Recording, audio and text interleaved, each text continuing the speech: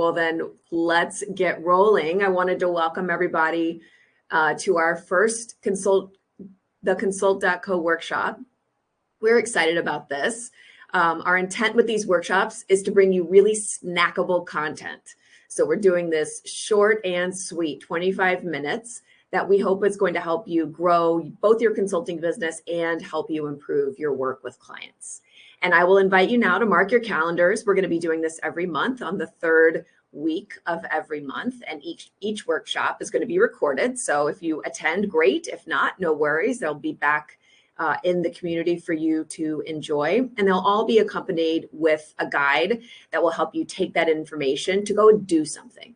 So we want the consultants in our community not only to be great thinkers, but really to be practical. And that means being practical within growing your own business. So that being said, I'm really excited about this first topic since it took me 10 years to learn how to do this. And so excited, in fact, that I've pulled in the concept from my favorite business book, which some of you may have read, which is called Crossing the Chasm, I believe by Jeffrey Moore. And in this book, he talks about really huge changes that a business goes through as they move from the startup phase to a scale stage. And I think it's really applicable and no different for us indie consultants. In our businesses, we move from a single engagement to several engagements, and potentially you might find that the demand on your time to run your business starts to outpace the value of your time on client work. And when that happens and your time feels taken over by more admin related tasks, your consulting rate effectively goes down. And that is a profit loss. And I hate that. So today we're going to talk about how to prevent that. First, who am I? Why should you listen to me? Well, this is me. And I think I've been there. So I've done two things. I've helped big businesses grow from $0 to $10 billion doing stuff like this. I've also done it for our own firm. So I've been at this independent consulting thing now for about 10 years. It started as just me doing one or two small engagements, and then bridged to me doing a lot of work. In fact, more work that I could ever handle myself, and trying to run all the internal pieces around billing and bookkeeping all alone, to now a team of many. And in that process, I learned a lot of things, and I made a lot of mistakes. And so the point of today is to help you not make them too. But first, let's look at the problem. Why is this so hard? I thought a lot about this. It's like we consultants, particularly those of us who have been with big, strategic, well-known firms, have driven billions of dollars in growth. We have led huge transformations and global turnarounds, and we've done the hard work and diligence behind the mergers and acquisitions that are on the headline of the Wall Street Journal. And now, when you try and start your own business, you're trying to figure out some basic practices that should feel pretty Googleable. But when you start Googling, it starts overwhelming you. And that overwhelm, at least for me, slowed me down quite a bit and was frustrating. I felt like the internal workings of my business were interesting to figure out, but they were a total drain on my time. Other people I've talked to have just avoided this entirely. They just don't do it. And there are some things that you really do have to do. And then there's some things that could just make your life easier. And neither one of those things are good. But it's really important that you do some basic things just, at the top, not to get in trouble with the IRS, to make sure you don't make big billing mistakes that cost you money. But that's important. But I also really feel like saving time and getting things to be repeatable is critical to your business growth and ultimately to your sanity. So that was the genesis behind this first workshop. Let's move forward and talk about what we're going to cover today. So here's what I want to walk out of the room with. First, I'm going to share the biggest mistake I made. And that is, for years, I tried to do all of this myself without a lot of tools, trying to save money, and only did I realize later that running a business is actually pretty simple, but it does take time to set up. And many of the tasks that are, take time are things that I am not good at, and things I am guessing if you are a strategy consultant, you are probably also not good at. These are the tasks that I have found are well worth the money to delegate. And the other items I found, you may not want to delegate, or they're really easy and you don't have to delegate them. But if you implement them early in your process, earlier than I did, it's going to be much easier for you, and you'll save some kind of roadblocks that you might face. So I'm going to share those too. So here's what I want you to leave with. First, I think we should be thinking about business operations as an investment rather than a cost. You are investing in buying back your time by setting up these processes. And second, what worked for me, I'm going to share that, but it might not work for you. So we're going to invest some time today in a framework to assess what you might want to do yourself, what you might want to delegate, and then what you might want to automate. And we're going to think about that at kind of each stage as your consulting business grows. And at the end of that, I'm going to share our method for how we run Keenan Reid Strategies. And we'll leave you with a guide that has all the exact tools we use to automate and streamline our work, and the tools that we use that I would recommend you use at each stage of your growth. Not everybody has a group of consultants, and you're not going to need all of these things. But you might want to think about what gets pulled forward, and we're going to share exactly step through what I recommend. So let's go. We'll get started. We're going to cover a lot of ground, and I'm going to move really fast, but as you know, you can always come back to this recording, and then we'll leave you with that guide. You can always meet us in the kitchen afterwards on the community platform to ask questions or share what's working for you. I'd kind of love to hear what other people are learning and what they're doing. So let's dive in. So let's start with this framework that we built. I think is pretty helpful. First, I just want to acknowledge that your business and your goals are your own. They're not mine, but they're going to change as you grow. And regardless of where you are in this journey, I'd recommend that anyone take a couple of simple steps to kind of assess and improve your operation as you move forward in your growth. And so here they are. Step one, I think you need to be very clear on what internal business processes you need to run your business. And that's different than the client work that you do. This is going to include things like the fundamentals of getting paid, reporting and taxes, signing contracts. And I think marketing yourself, you should think of as an internal business process. It can also include ways that you might be more productive with pieces of your client work. So slide making or writing or even managing calendars, which I know for many of us is actually a huge time sink. After you have that list, you'll want to understand what you alone can or should do, what you must have another human being doing, and then what you might want to automate through free and paid tools.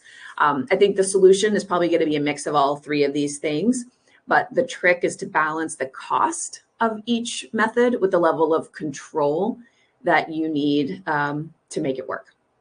And finally, I'm going to spend a little bit of time on an exercise that's going to help you triage your needs and make some prioritization decisions about what you should do yourself and what you should delegate versus automate.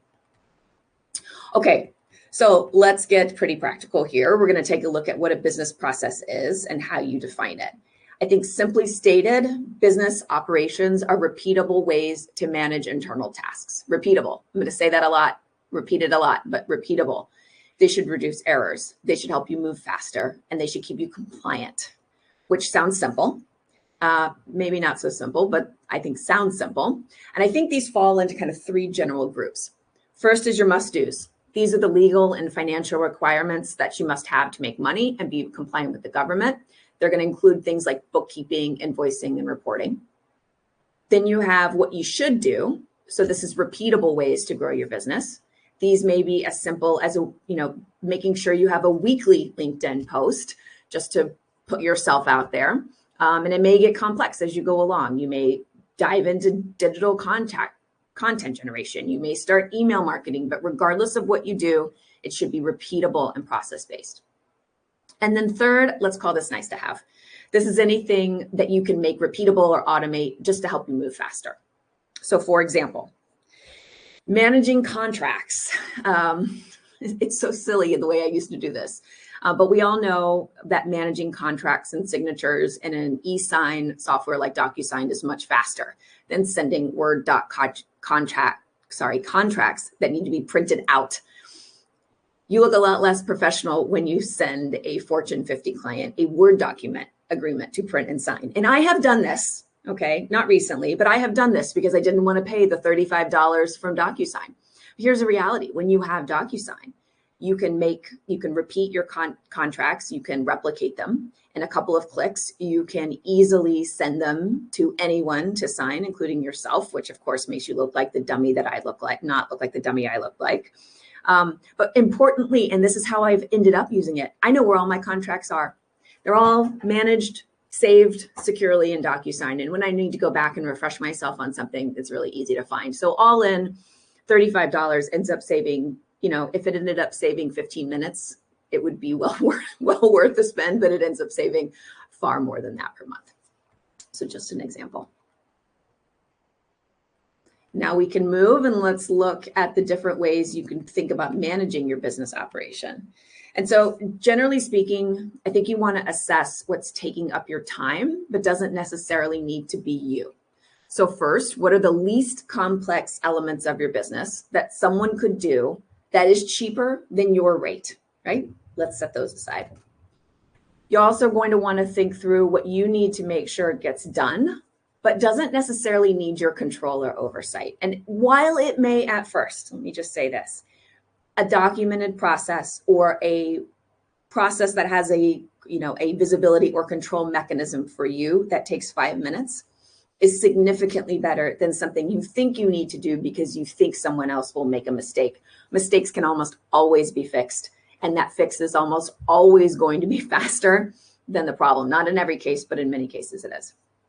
And third, and this is important, and people don't say this, what are you not good at? What are you going to put off or avoid that's going to cause a problem? So for me, I didn't do any bookkeeping for 2 years. That was a problem.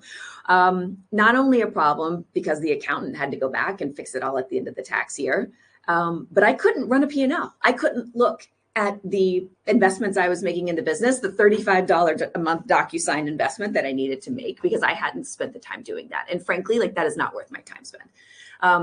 But some people like that, but I would think, identify what you're just not going to do. All right, so let's move to the next slide. I want to start to get granular, and I've developed a framework about how I think you can triage and prioritize your own operation, which might be different than mine. So we're going to start with the basics. I look at this in terms of value and cost, okay? And let's break out how, using those two vectors, let's break out how I think you can structure this work. First, stop in the top right. What's high value, high cost? All right, this is do it. These are the things that are worth your time and effort. These are the things that I think you should keep. If you move down, still high value, but potentially lower cost. These are things that I believe you can delegate. They're areas where you do want to keep some control. But with processes and perhaps a tool, they can be done repeatably by another person. And you can set up a process that allows you to check that mechanism to make sure the things you believe you need to control, you actually do still have some visibility into. Now let's move over to lower value activities. Easy, low value, low cost, automate it. You may still retain an even lower price delegate to ensure that these are accomplished. But these automated tools are really going to reduce the total cost of managing some more simple activities. And then finally, I challenge you to look at if there is anything that you could avoid entirely. So if something is high cost and low value, nobody should be doing it, right?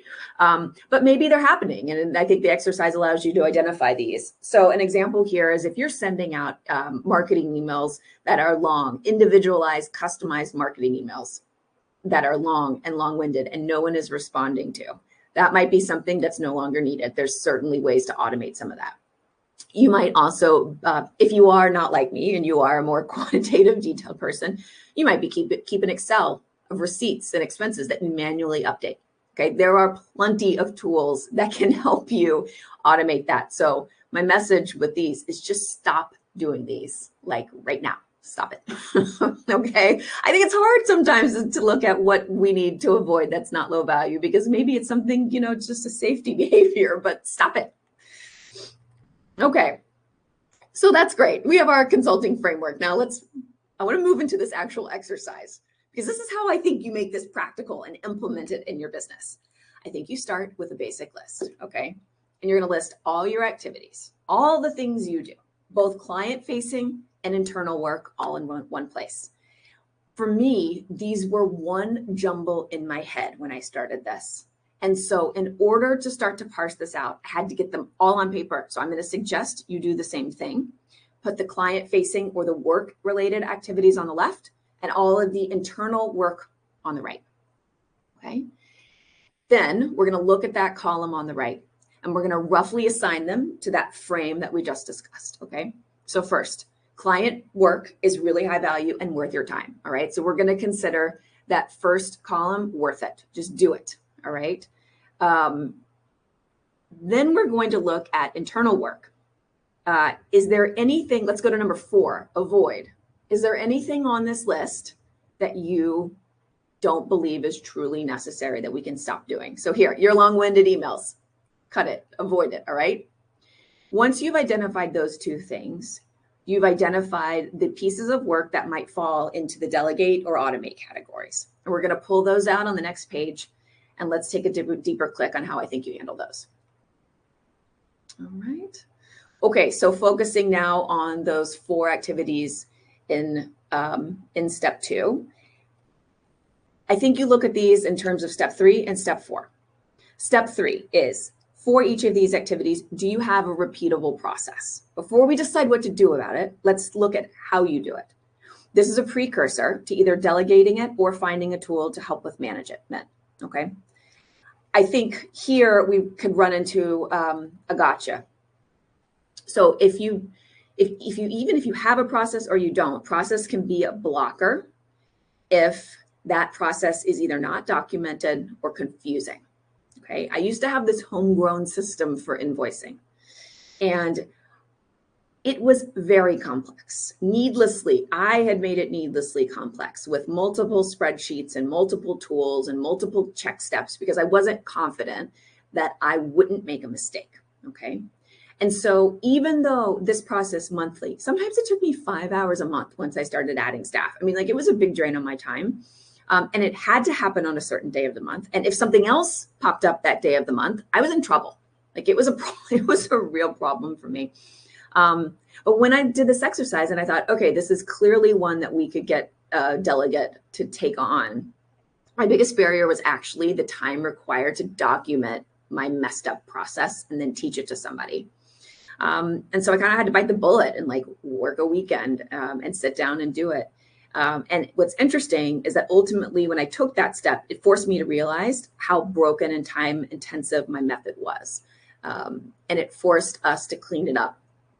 Once we got it clean, I was able to, bring in a bookkeeper to take care of it. And then once they took it, we realized more problems with the process. And found a very simple tool. We use Gusto. It's all in the guide you'll get, to replace that reasonably expensive bookkeeper with an offshore resource who runs our Gusto. So we took a process that, let's just say, took me 3 hours. So let's say it was about $1,500 worth of value. Now it takes about $50. So a month. So get over that roadblock, because I think there's some big opportunities with some of these. Now, the process.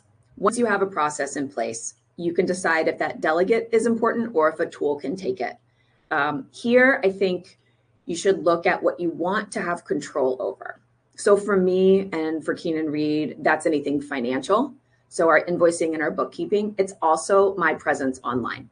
So I do a lot of LinkedIn work. Some of it is me writing it, and frankly, some of it is not me writing it. But we do have a delegate and we have controls over that. So it's not something that we just completely automate. But for lower value automation, like the contract management and DocuSign I mentioned before, we look for 100% automation. And sometimes we use both, like we've got an intern here, you can see managing the weekly LinkedIn. No tools. I think there are some tools that intern can be using. Taplio is one that I've used personally. We just haven't put a process into place to use it with that intern. It's something that we'll go work on, but I think the combination of both can also be great. So in our last 4 minutes, I want to cover just a couple of things. Next page is, I need to reset on I've mentioned these stages of growth. I want to reset on what I think that means. At least for me, I went through 3 stages in growing the business. First was just getting going. And it was really scary leaving a job, but I didn't really need much.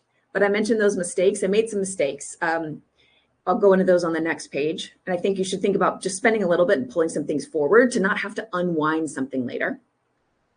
Next, once you have a couple of engagements under your belt and revenue is coming in, I do think here some of those lower value but important tasks like bookkeeping and billing are things you're going to want to pay someone to take time back for yourself.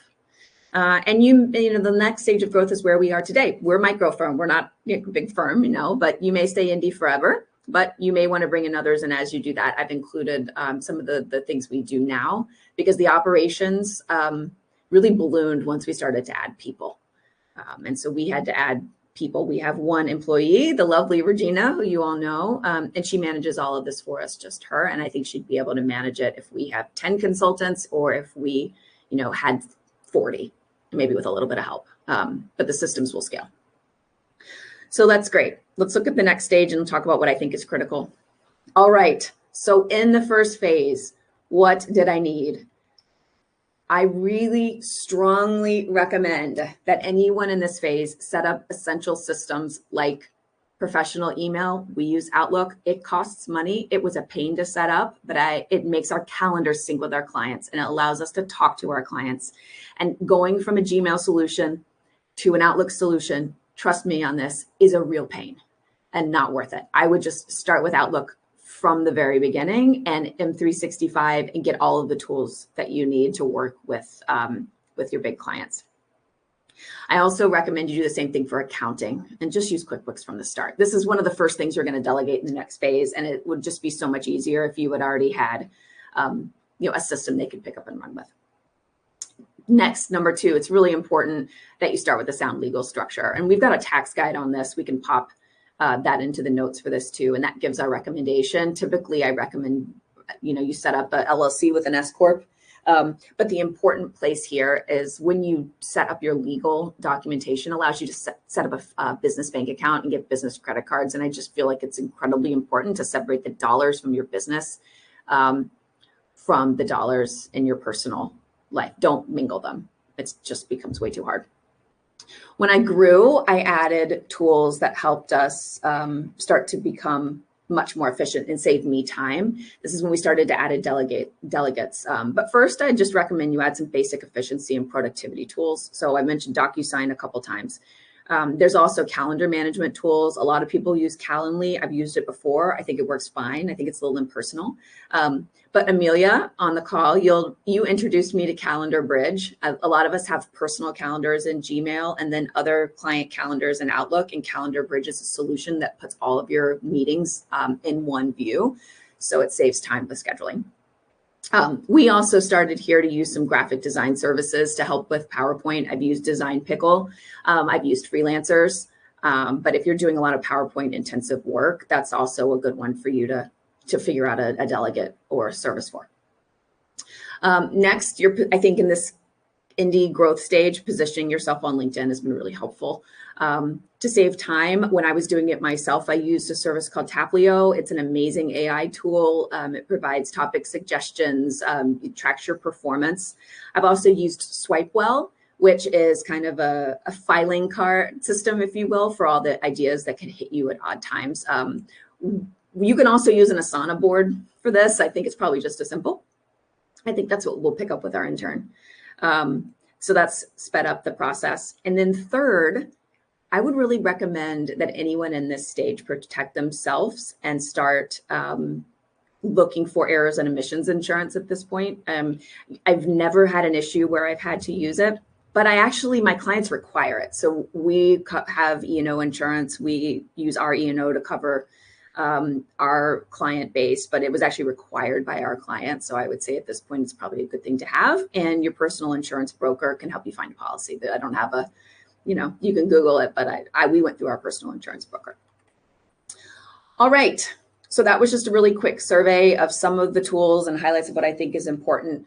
We're going to pop the link to the business startup guide in the chat here. We'll also have it in the notes, but I've given pretty detailed ideas of how you might go about doing this, because I know a lot of times we go through these workshops and we talk about like why things are important or what you should do, but this is really designed to help you with the how. Okay. It has my exact steps and tools of how I became more efficient at each stage of our growth. Okay. And it's also got direct links. So trying to prevent that Google burn, keep those fingers moving in the right way. I hope it will save you time. So please check it out and let us know what you think about it. And that concludes it. So there you have it. Thanks for watching this first workshop. It would be really helpful to me if you could tell us if this is useful. If it's not, we won't do it. So it takes a ton of time on our end. We hope it is valuable for you. We are planning to do it every month, but there is absolutely a desire on our end to adapt this to your needs. We'd love to hear what kind of content is interesting to you, what guides are interesting to you, and really what's not useful. So if this sucked, just tell me it sucked. As you guys know, I won't take that personally at all. I'd love to make sure that it's tailored for your needs. And you can do that if you just reach out, or you can put a post in the community and tell everybody what you think. I just want to know. So thank you so much for joining, and look out for the event for next month. We're going to look at a client-facing type of opportunity, which is my repeatable process for running client steerco meetings. And we have a full kickoff deck. It's in the community now. You can access it. But I'll talk through the process that we use to prepare for that. Thanks for joining, everybody. We'll see you again soon.